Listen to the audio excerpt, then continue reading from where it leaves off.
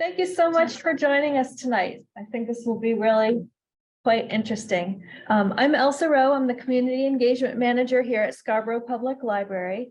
And for those of you who are on Zoom, please direct any questions you may have to me via the chat feature, and then I'll ask them as they come up. Joining me is Tom Corbett, our systems librarian, in case we need some help. He's already done a lot setting all of this up, so thank you very much, Tom. Welcome to Scarborough Public Library's Armchair Traveler series. We're pleased to have Dr. Kris Hoyt to talk about rhinos, pangolins, and black-footed cats and her trip through South Africa. Dr. Kris Hoyt, excuse me, I'm sorry, is a veterinarian and a graduate of Bowdoin College, the University of Illinois, and the University of Wisconsin. Initially trained to work with zoo animals, Dr. Kris has been a cat specialist since 1991 and currently works at Cats on Call.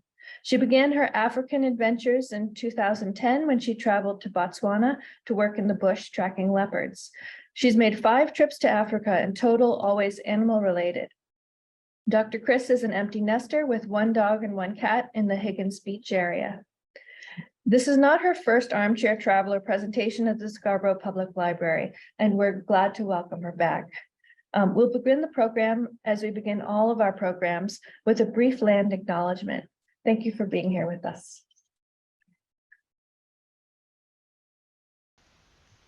The Scarborough Public Library acknowledges that it is located in the traditional homeland, past and present, of tribes in the Wabanaki Confederacy.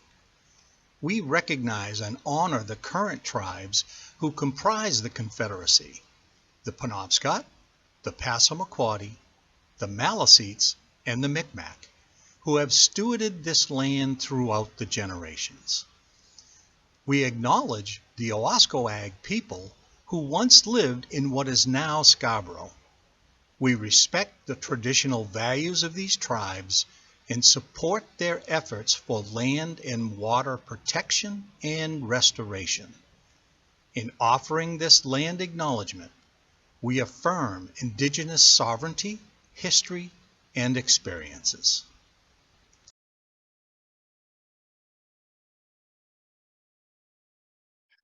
Thank you, everyone, for coming, and thank you, everyone out there in Zoom land. It is a huge honor to come and speak with you all. I want to share with you some of my experiences I've had, most specifically my last 3 trips in the last year to South Africa. It is during this time that I really got involved with some conservation efforts. I will say that most of my knowledge is not extensive. It's what I learned from the people I work with.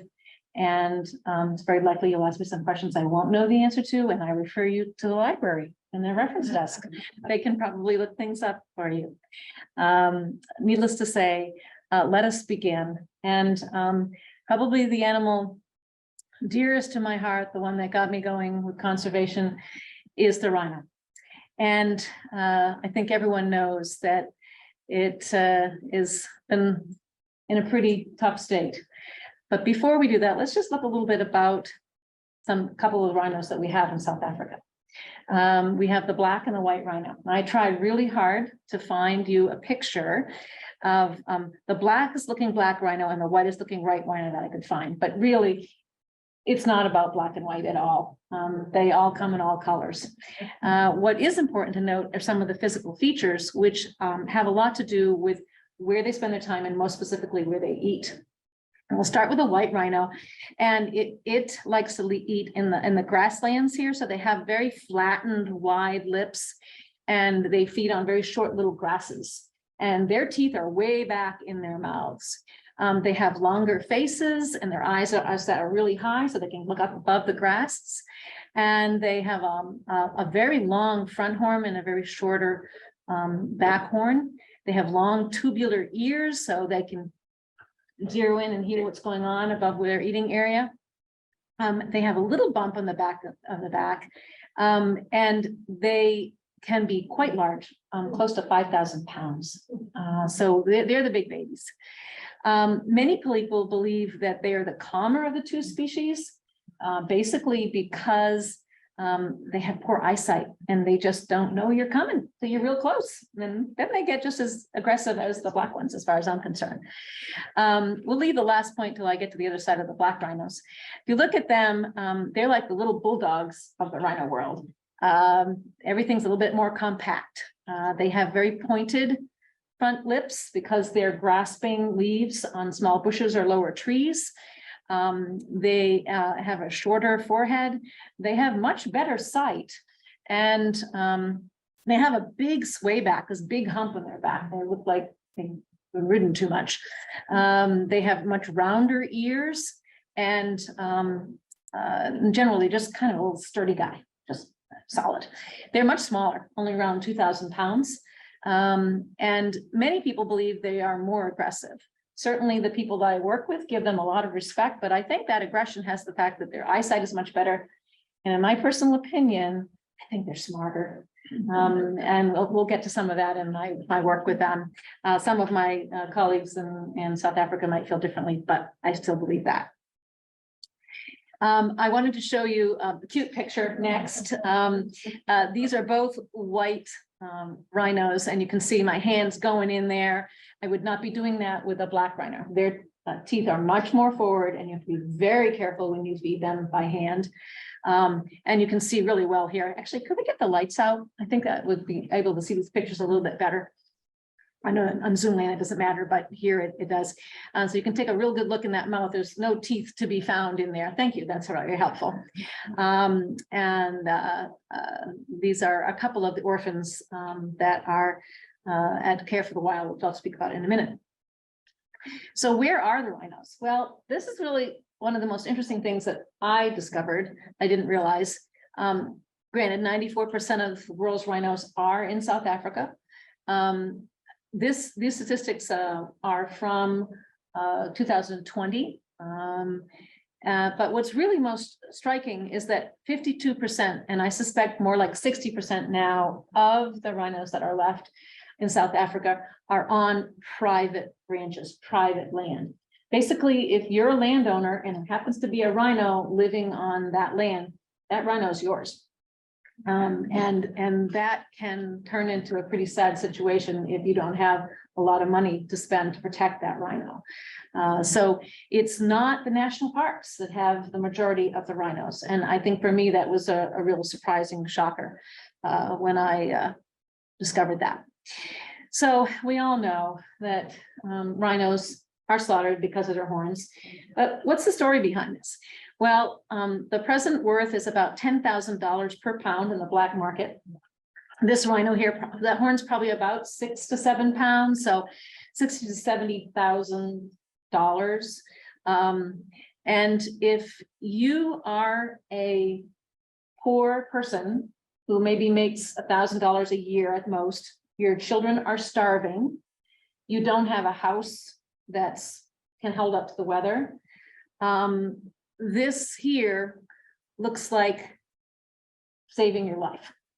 And sadly, there are middlemen that persuade usually young men. And so far, only men have been involved with this, but young men who are in a poor economic state, who come and slaughter these rhinos to get the horn. And it sets them up for life.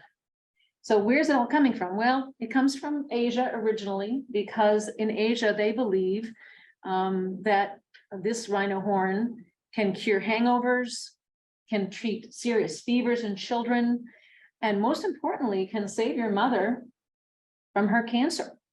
So you've got on one side, these people who truly believe of incredible medicinal purposes for this animal, and these other people who are starving to death. And everybody wants to save their children. And unfortunately, this poor guy is in the middle. Scientifically, they have researched extensively that this compressed hair, which constitutes the horn, and really it's like your fingernail, it's got keratin, calcium to make it tough, and melanin to give it pigment so it doesn't stand out. And so although this can safely be removed, and we'll see that in a minute, it is unfortunately not what normally happens. I've got some statistics down here of numbers of rhinos that were poached that we know of in these years, and would say that these are the rhinos we know about. What about the ones that we never find in the bush, that years later their bones are found? I do want to make an interesting note here about what happened in Botswana.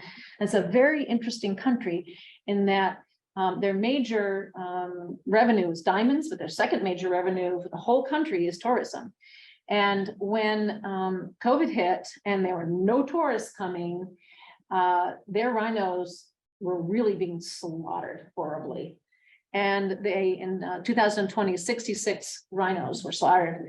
As a result, the government actually herded up every single rhino they could find in the entire country, whether it was on private land, public land, whatever, and put them in a secret place. In 22, only 6 were taken. Sadly, when I was there in May, that secret place got found and a couple of rhinos were killed. So despite the efforts of an entire country, it's still a really tough situation. So this little guy is about 2 weeks old. He happens to be a white rhino. You can see the straight lips there. He's got a little nubbin for a horn there. He's got his long tubular ears and a long forehead there. He's here for 2 reasons. 1, for you to admire how cute he is. And 2, for you to look away, because if you have a squeamish stomach, the next 2 pictures are not going to be fun or pretty. I will let you know when I'm done with those 2 slides. I do want to say, though, that all the rhinos you're about to see survived. So the first one is a baby that came in to Care for the Wild. And this baby had that little nubbin cut off, probably a couple $100 worth of rhino horn, but still, and he did make it, thank God. And the next one, these are adults. And again, pretty sad to look at. I'm not going to show you the multitude of pictures I've seen of much more horrific than that. I thought I would just say, this is what happens, and leave it at that. So, as I said, most of the rhinos are in South Africa on private land. And there are some really special people who own private land who are trying to save and rehabilitate some of these orphaned rhinos that survive the mothers being slaughtered for the horns. And one of these places is called Care for the Wild Rhino. It is the place where I learned to fall in love with the rhino. I think it's a really, really special place. So I'm going to tell you a lot more about it. I think the best way to start is with a little video. And let's see if this will work. This is kind of a little bit about their story in pictures.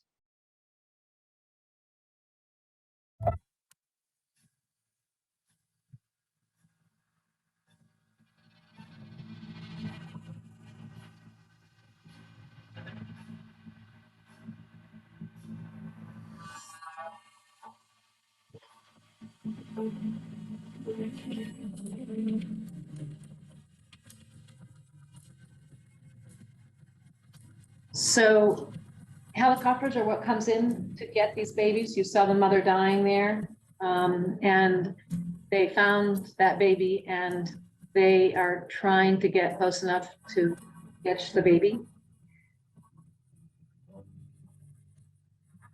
They get it into a truck, and then they get it into the helicopter. And the person you see receiving the rhinos with the helicopter is a woman with long blondish hair. That's Petronelle. She's otherwise known as Papa Bear. She's the one who runs Care for the Wild, and a person who I admire enormously. You see the IV going in here. They almost immediately try to get this to feed. They often have not fed 4 days by the time they find them. This is the Care for the Wild facility. This is how I started my every morning at 6 a.m. Taking rhino milk.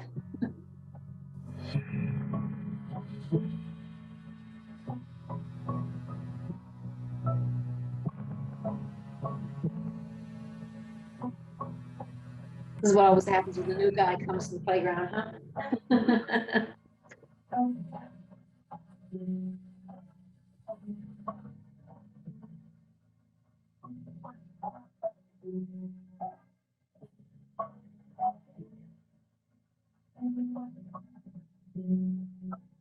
And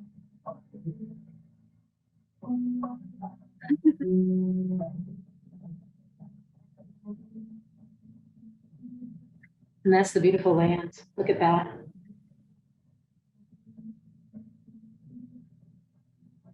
So one of the amazing men that stay with these rhinos 24 hours a day to protect them.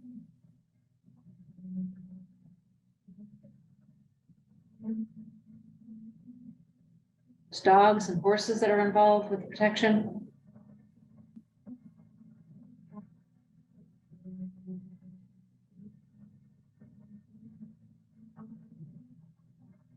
This is part of the Junior Ranger program, which I'll speak about further. And I said 24 hours a day, those rhinos are watched.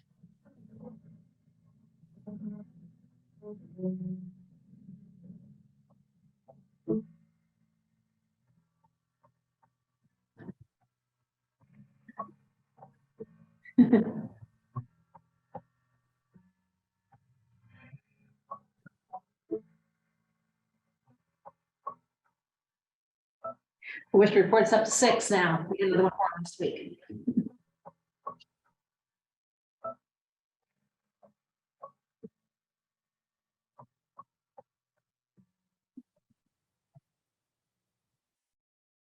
Oops.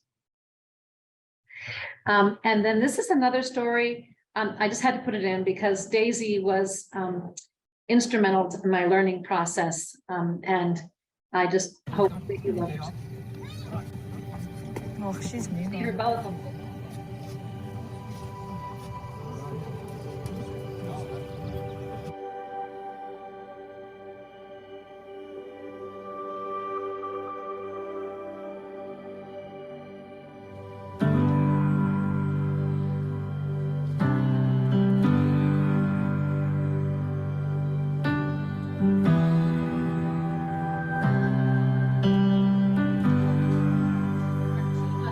Short.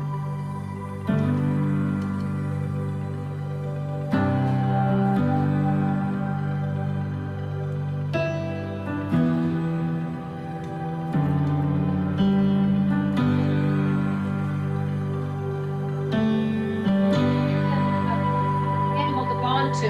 This is Daisy's another animal. They come in alone. So young, she didn't have all her pigments yet.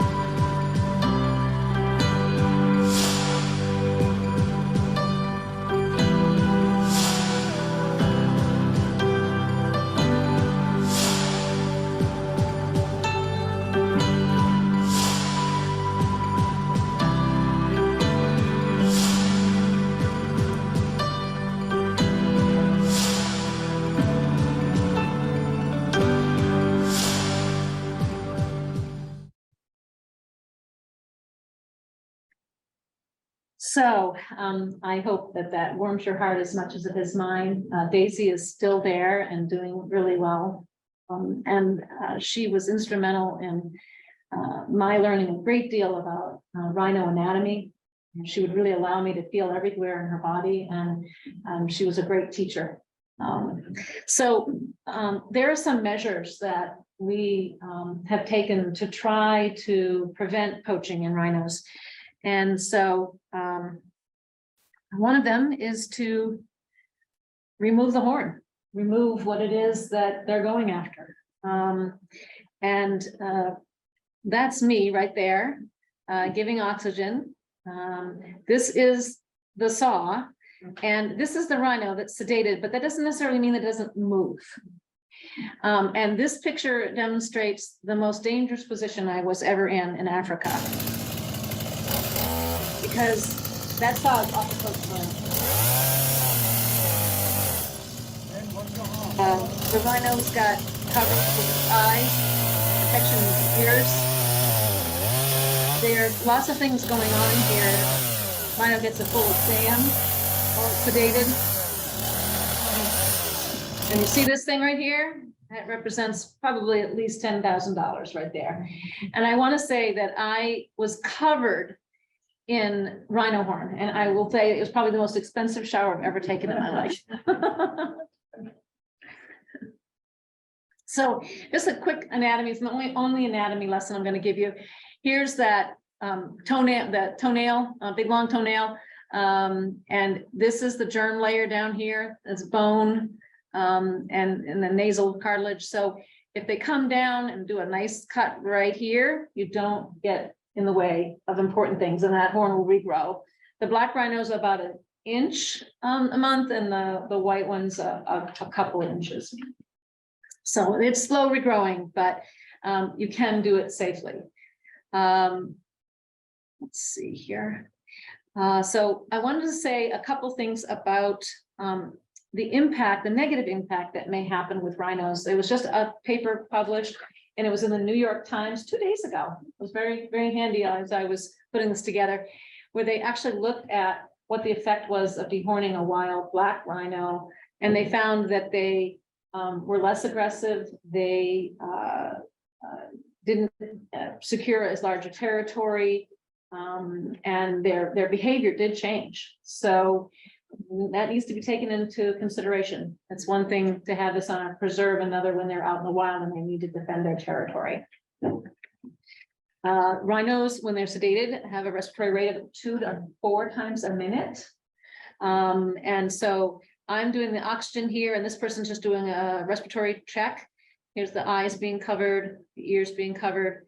And the other thing that's happening while these rhinos are under sedation, we collect blood and we spin down and keep the plasma, which is what honestly saved Daisy's life. If you saw Daisy getting an IV in there, that's what that was. So, and then the fine tune sawing right down to the lowest level that they possibly can. The less it's there, the less likely somebody's going to want to take that rhino. And then it gets sprayed with disinfectant. We got drops in the eyes. He's starting to come up here.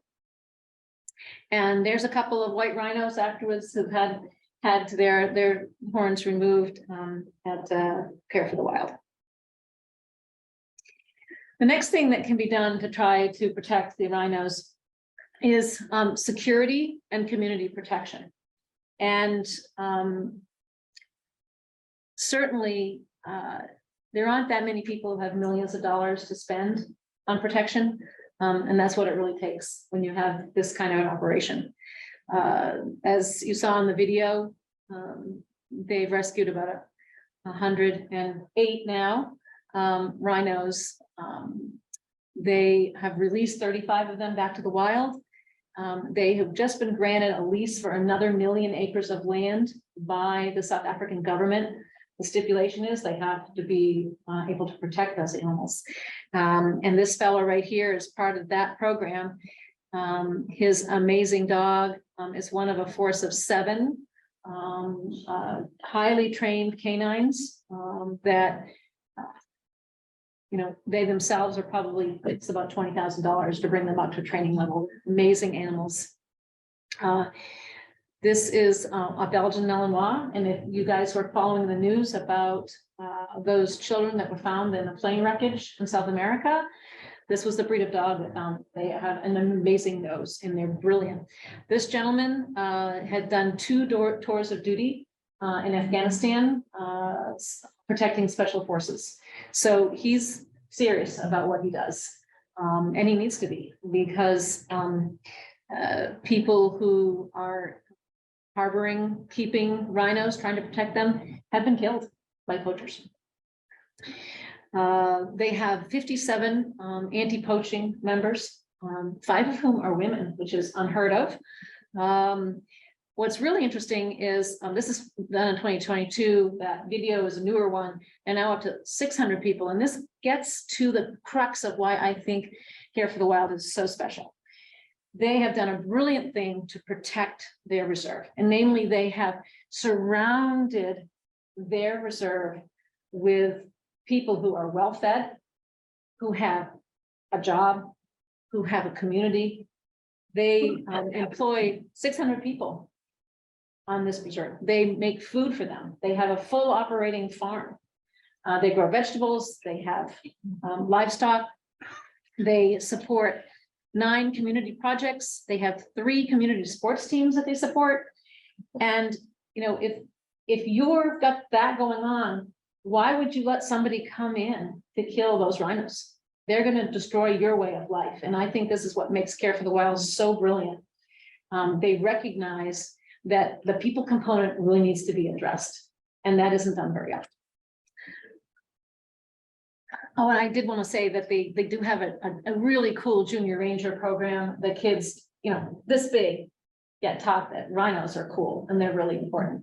And I had the joy of being on a bus back when I left after the second time this year, being with one of his workers on the bus. And I said, oh, so, you know, these rhinos kind of just a job, you know, and he looked at me and he puffed up his chest and he said, it's a matter of tribal pride and national pride. You know, we need to protect our rhinos. And he was one of those junior rangers, you know, and he grew up that. So that's pretty special. I think Petronell is succeeding. Papa Bear is succeeding. So just a small little way that the rhinos are being protected, or actually trying to save them, is aided reproduction, namely in vitro fertilization. I want to say a little bit about the white rhino. There are actually 2 subspecies, a northern white rhino and a southern white rhino. We got lots of southerns and we got 2 northerns left alive. They're both female. One of them is too old to provide eggs, but the other one is young enough. And we have collected 11 eggs from her, we being human beings. I shouldn't say I didn't do it. And they have been able to, outside the body, created 6 fetuses that are frozen. And the hope is that we can take those fetuses and put those in a southern white rhino and perhaps save that subspecies. They have frozen sperm from 6 male rhinos that they collected before the males died. And I'm going to show you a really cool little video here of, oops, sorry, let me go back here and get this to go for us. There we go. So here we have the ovary, and you're going to see a little needle come in, a little white pointed thing come in a couple seconds here. And there it is right there. There's the needle. They're flushing sterile fluids into that ovary, and then they're sucking it all back out. And somewhere in all of that, there's some magic eggs. And then all those in vitro things that happen in humans happen in rhinos with a lot of detail that I don't have time to get into right now. But I think it was really exciting and cool to watch this and see how they did this. And we were really very fortunate to be able to do that. And then we did another rhino, and this one was kind of interesting because, whoops, sorry. Get that to work. Here we go. We were looking for an ovary and we didn't find an ovary. We found a baby right there. It's a baby rhino. So we let that little fetus alone and we let that mama do her thing. And we had no idea. She was in the 2nd trimester, but you couldn't tell from the outside. Could not tell at all. And then a political way to potentially try to save the rhino would be to make the rhino horn legally sold. Right now, you can't sell a rhino horn, say, legally. And the idea is, the theory is that if you flood the market with rhino horn, then it's not worth very much, right? Supply and demand goes down. You could actually have rhino farms where you safely dehorn them and sell them. But there's a thing called CITES, which is the Convention of International Trade in Endangered Species Act. And everybody has to agree. And they have over 110 members, and 6 of them still say, no way, it's not going to work. But the South African government has a lot of rhino horns at a place they call the Horn Fort Knox, in hopes that it will open up at some point. And then I want to tell you the story of Goose. Goosey is the reason why I spent so much of the last year thinking about rhinos. When I visited Petronelle, she invited me to come see Goosey.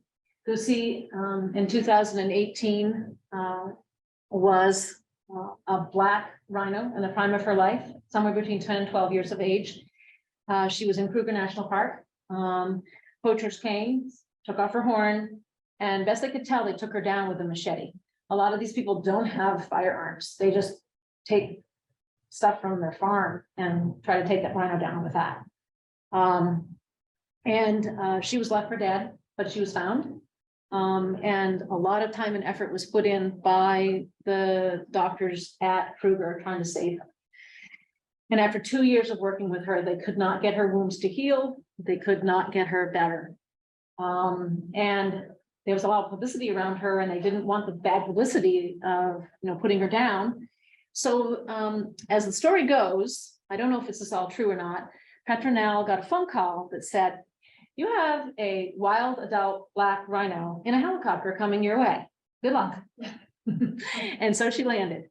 Petronelle is an amazing person, and the closest person I've ever met to talking, being like Dr. Doodle. And she managed to calm this wild beast and work with it. And she showed me this animal's wounds. Now, I don't really have a good picture of the wounds. Just trust me, they're open, non-healing. Her hips were off balance. She just couldn't put hardly any weight on it. The situation was really dire.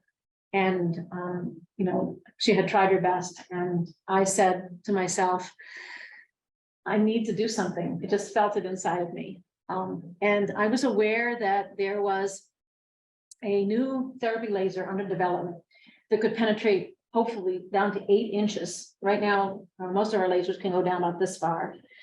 And I also would be okay with the black skin of the rhino. Most of you can't use black skin in rhino work, in laser work. And so I contacted the Respond company who makes this laser, who actually was developing the laser. I told them about Goosey. I told them what I needed, and God bless them. They gave me a machine that I brought to Goosey in January, about 8 months after I met her. In that whole time, I kept telling Petronelle, I'm working on it. You need to just make it so you can touch her, because we need to touch the body with this, and we can't anesthetize her every day. And Petronelle did it.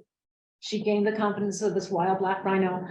And here she is. Oops. And not only that, but Goosey allowed me to come close, which was truly amazing. You can see there's, oops, sorry, put that back here. We have a mango coming in here. This rhinos, by the way, absolutely adore mangoes. They will do anything for mango, include coming in. And they also love primrose leaves. So these are 2 favorite things to eat. There's an open area here. There's an open area in front. So it's completely voluntary for her to come into this area. She gets her mango, she gets her primrose, and she actually loves to be brushed.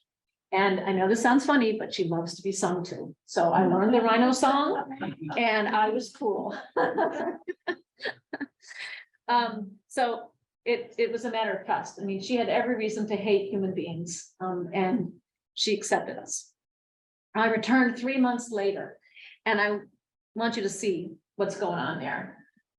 Those legs are almost parallel. She's doing much better. But there's still nerve damage done, and God bless Respond system. They actually provided her with a special boot that I brought the second time I brought back, that she can wear all the time now, so that she's hopefully pretty pain-free. And that is my story of Goosey and the animal that won my heart. While I was there, I used that little machine to help some of the other rhinos. And I know you're going to say, oh, they're all sedated at once. And nope, they're having a nap. And I learned a lot about rhino behavior, mainly the keeper here, this gentleman right here. He said, just watch that female over there. As long as she doesn't get upset, you're fine. They're going to stay right there and let you do what you need to do. So I did. And he said, when she snorts, run for the trees. I just finished the treatment and she snorted and I ran for the trees. This is a picture of a new little guy who's at a different preserve called Rhino Connection. He has not been well enough to bond with anybody yet. So he gets a ball. And I just found this video to be absolutely adorable. His name is Samson. And he is doing what rhinos like to do. They do love to play ball. They all get a ball.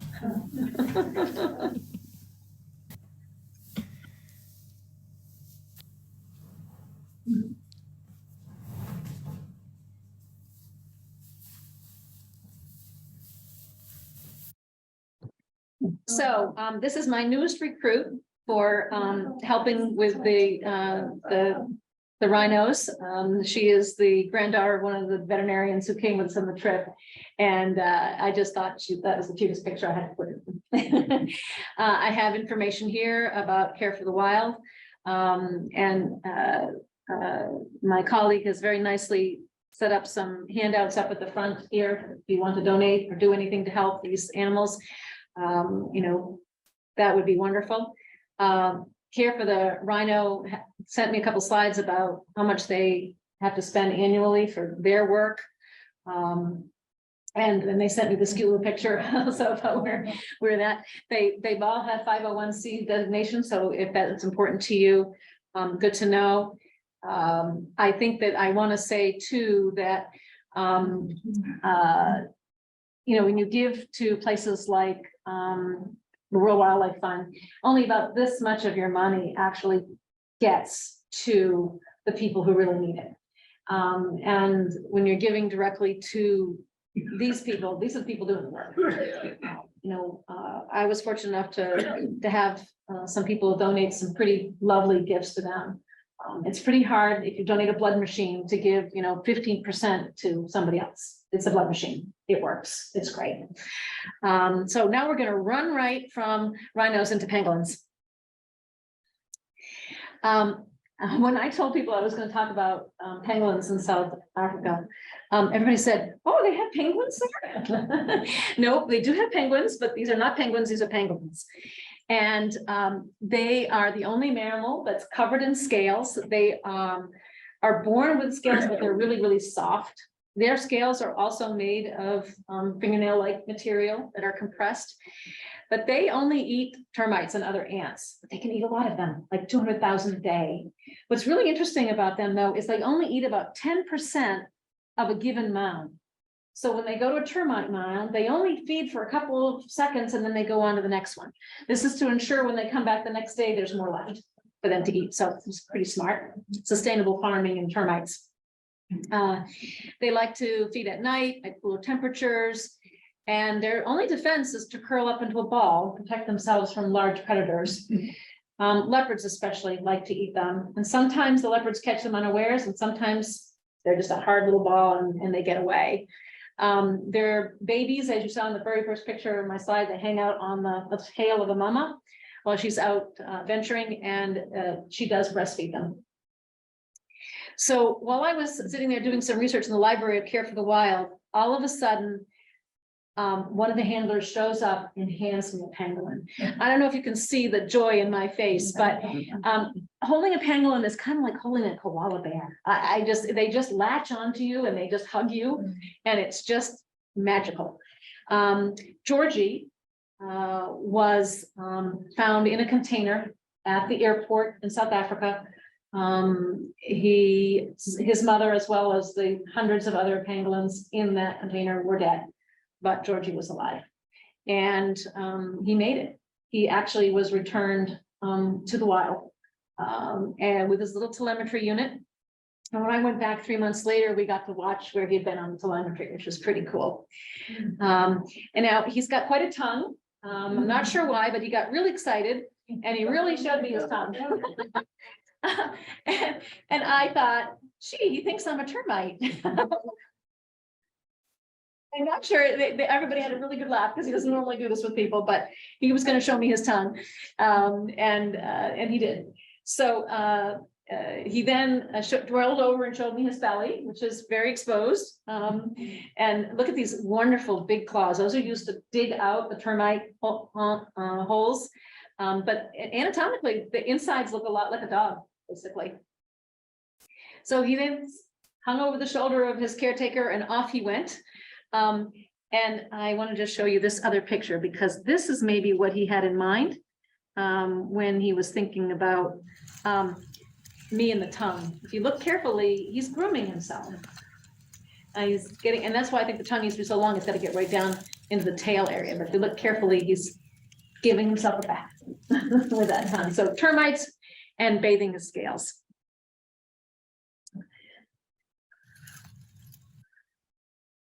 And then this one is a little video of those incredible claws just going right at it.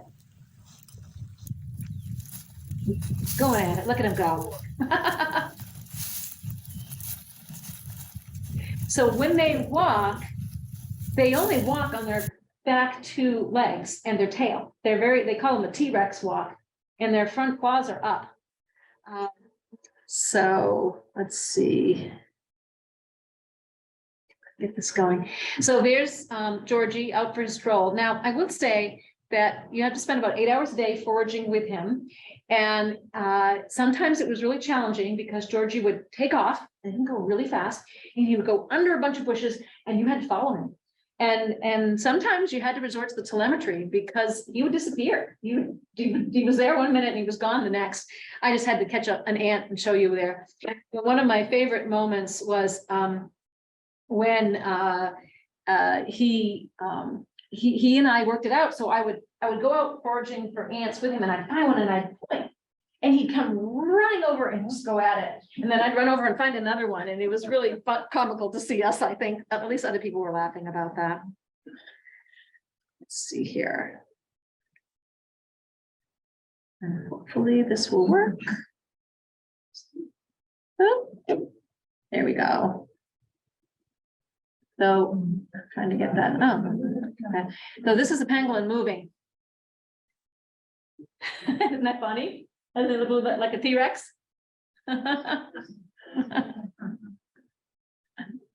Oops, sorry. Let's get back out of this. So the sad part now about pangolins. I think you can all read this. What happened in 2020? 7 tons of pangolin scales.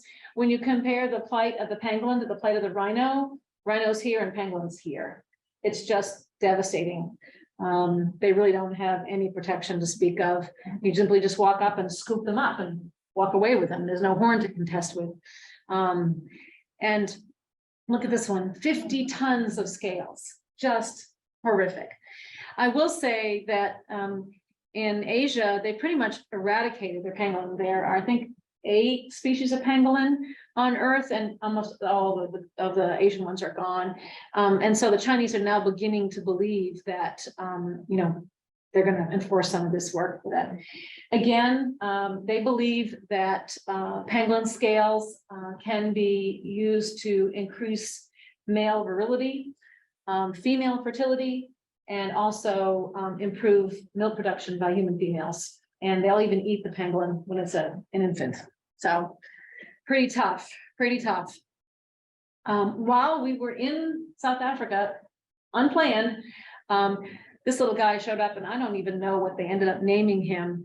But if you look carefully, you can see this little guy's ribs. He is just emaciated. He, like Georgie, was found in a container. Everybody else was dead. He was the only one alive. Maybe because he was able to still nurse from his mother, he survived. And while we were there, we got to actually tube feed him, which was pretty exciting, put the tube down. And this, look what comes out, this saliva. They are feeding on ants, which bite and have folic acid. So they need a little extra protection, I gather, from that. So, and right as soon as he woke up, he went into a ball to protect himself.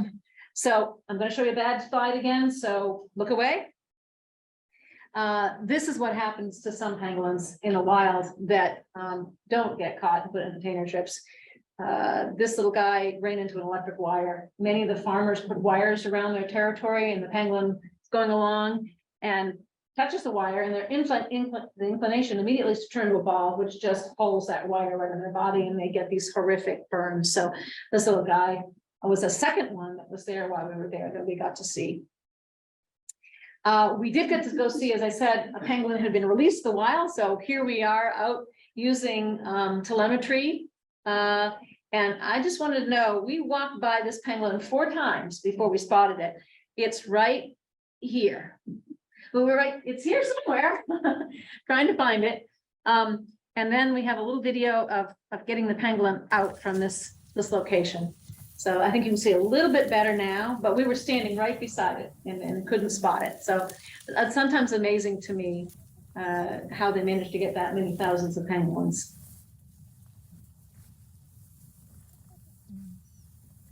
Kind of speed this up a little bit. Maybe not.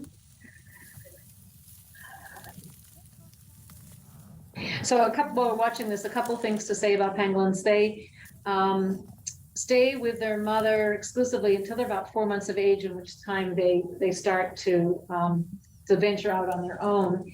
And they can reach sexual maturity about 2 years of age. What's interesting is when they're released to the wild, their major problem is water. They seem to have a hard time learning about finding water, and that's maybe something that the mother would teach them, and we don't have a mother to teach them. So we brought water with us when we're out in the field with a special little dog bowl to give them water. And you'll see in a couple of minutes when I show you the picture of that. Again, a lot of that frothy, gooey, salivary stuff comes out when they're drinking. They get to see that tail. So it's a process to extract a pangolin from its little burrow. They can really latch in with those little claws. This is Delisha Gunn, who is, I don't know, she's the fairy godmother of lost causes almost. She does pangolins and black-footed cats, and 2 of the most endangered species, and she works with both of them. She was just so generous of her time to work with us and share her knowledge with us. But there she is. She's going to extract the little guy.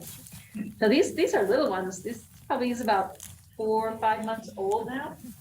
So still got a long way to go, and can grow up to be 5 feet long. So they can be quite large. Here he is. So here he is with his tongue getting his water. That's what we set down for him. And so again, unabashed words that if anybody wants to help the pangolins and their plights, these are the people who are doing the work. This is the veterinarian that we saw, who was tube feeding that pangolin. And finally, the black-footed cat. Now, I have to say that I know a little bit about cats. And before I went to Africa last time, I absolutely knew nothing. I didn't even know this cat existed. Didn't even know about it. And I was just flabbergasted when we got to meet them. They are pretty cool. They are the 2nd smallest cat in the world. And by the way, I put this in here. The smallest cat, which I did know about, is the rusty spotted cat, which is in Asia, who weighs only about a pound. And this is the 2nd smallest cat, and this one is between 2 and 5 pounds. Most of the ones we saw were about 3 or 4 pounds. And they're little, and look at the dimensions here. Little guy, but they are ferocious. They are considered to be the most ferocious of all of the felines. That's why they're called the anthill tigers. They have a 60% success rate in their killing, compared to lions, which are about 12 to 15% success rate. So these guys do really well when they get to hunting. Kind of a general description, their color can vary from quite pale to quite dark. They have these distinctive stripes, but all of them have these black back base of their other feet, hence their name. I think they're quite distinctive looking and pretty special animals. There's a lot of things we don't know about them, but there's a few things we do know. Their habitat are areas of short grasses, more semi-arid areas. And this is the major reason for the decline of these animals, because those are the areas that have been turned into farm areas. Those are the areas where they do a lot of coal mining. And you can see on the map here where they're found in Africa. They are opportunistic feeders. They will eat anything that moves that they can get. So obviously birds and rodents, but also insects. And in fact, that sort of is the main reason why we're losing them, because they like to eat locusts, and locusts are, as you can see from this picture here, pretty tough on the plants. And so farmers are poisoning the locusts and then indirectly poisoning the cats. And so they don't do too well with this. They are also predators by dogs that are living on farms, and trapping. There is a lot of use of snares, unfortunately, trying to catch animals. And I'm going to put in a little side note here. I'm wearing today these special earrings that are made from snares. And this amazing company called Down to the Wire Jewelry makes this jewelry out of snares. There's bracelets and necklaces and everything.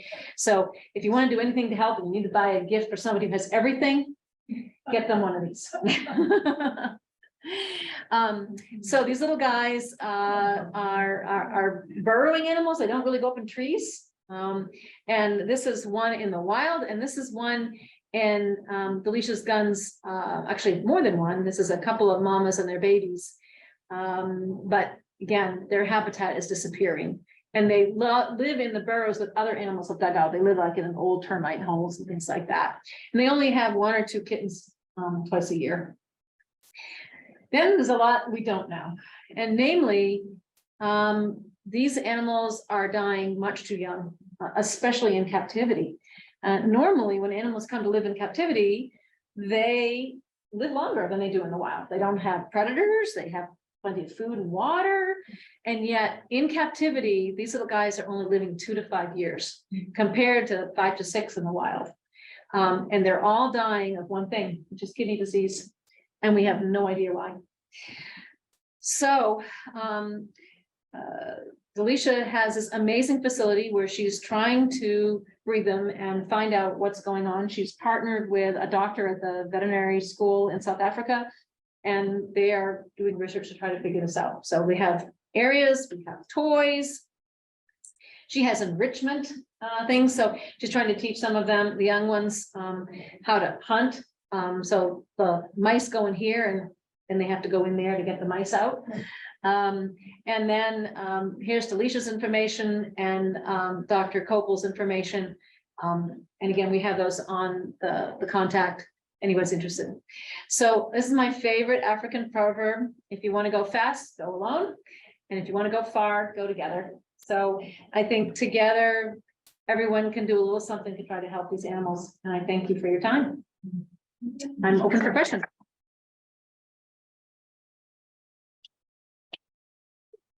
Did it. Anybody have any questions that I can't answer? Yes, from the audience. I'll try to repeat the question. It's a request, Kris. Yes. I'd like you to sing the Rhinos. Oh. I have to be in the moment. It's like when I'm in France, then I can speak French. Maybe my next talk, I'll get brave enough to do the Rhinos. Okay, all right. Yes, Steve. Based on the weights of the black and the white rhino Mhm. disparity, do they get along in the wild? Or are they No, they stay away from each other. They never They stay interbreed. away- So I want to just repeat that question in case it didn't get heard by the people on Zoom. So the person in the audience wants to know if the black and the white rhino get along. And so get along is kind of hard to paraphrase. They will live in the same habitat. They will not fight. They will eat different food, but be in the same general area. But they never interbreed. They avoid each other. And so they're in different niches. Very good question. One I could answer. Yes. What's in the rhino milk? It is a special formula that is made, I believe it's not originally milk from the rhino, but rather from the cow. And then it's augmented and formulated, and it's been developed over years and years and years. I want to say that those 6 rhinos that were born on Petronel's land at Care for the Wild Rhinos were born of baby rhinos that she saved 12 years ago and have grown up and are now parents themselves.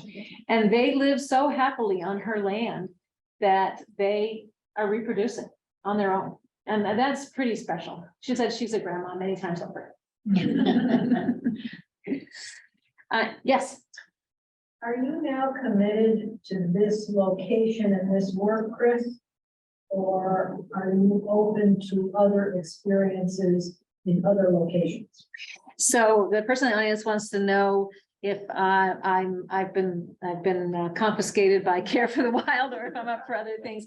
I think that I am certainly open to helping anyone that needs help. And on the list of papers that I have there, I've got many different people. I've only touched on a few of the places we visited and a few of the people that need help. The Rhino Connection people, they help anyone that has rhinos on a preserve to be protected. Certainly I've had an intimate relationship with, this one rhino, but I'm not sold to, not helping anyone that I think I can, but I'm only one person. So I think that my job, I did one little thing to save one little rhino, and if everybody did one little thing, that would really help. Anything online? Any questions online?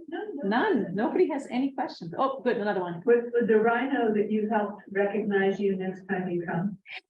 I didn't talk about that, but when I went back this last time, I had permission to go in again to see her.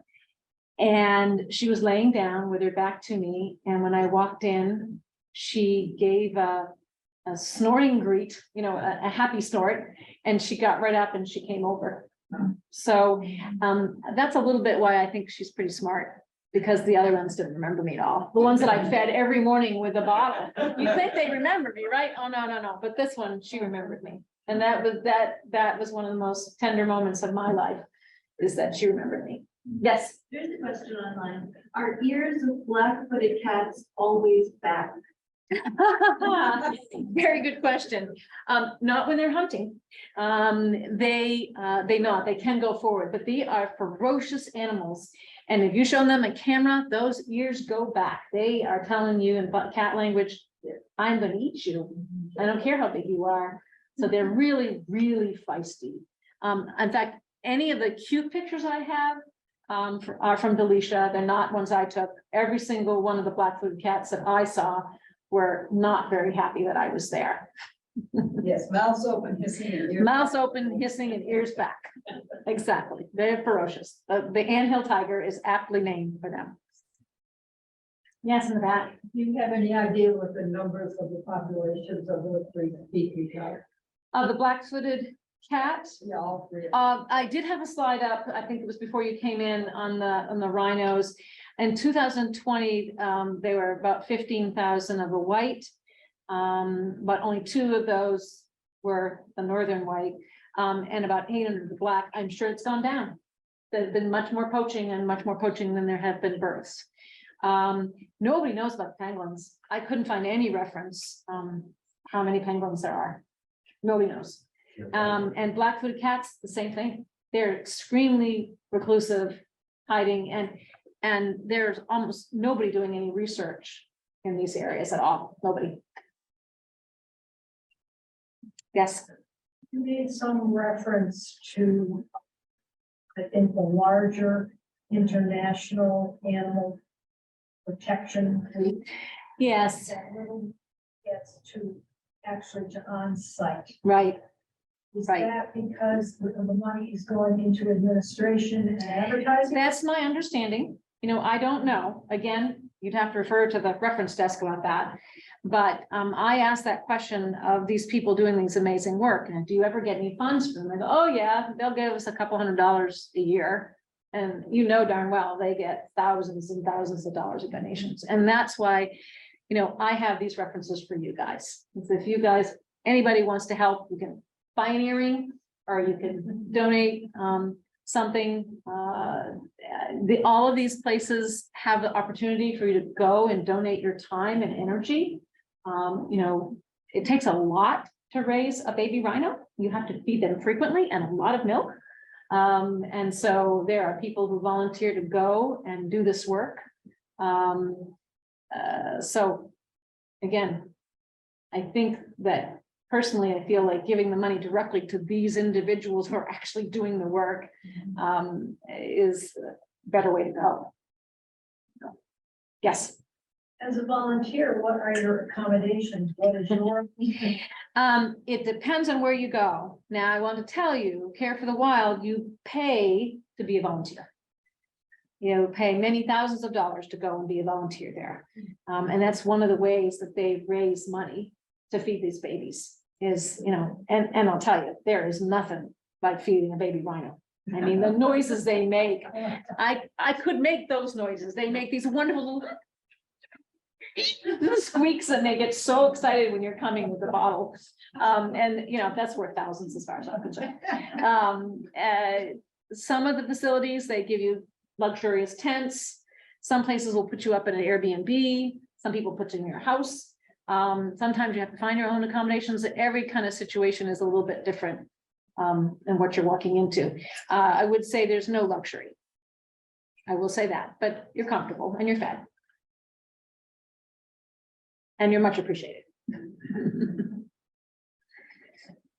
So I thank you again for all coming, sharing this passion of mine. And thanks to everyone that is on Zoom. I hope that I've stimulated your interest in learning more about these animals, and perhaps we'll give an update in a year. So thank you.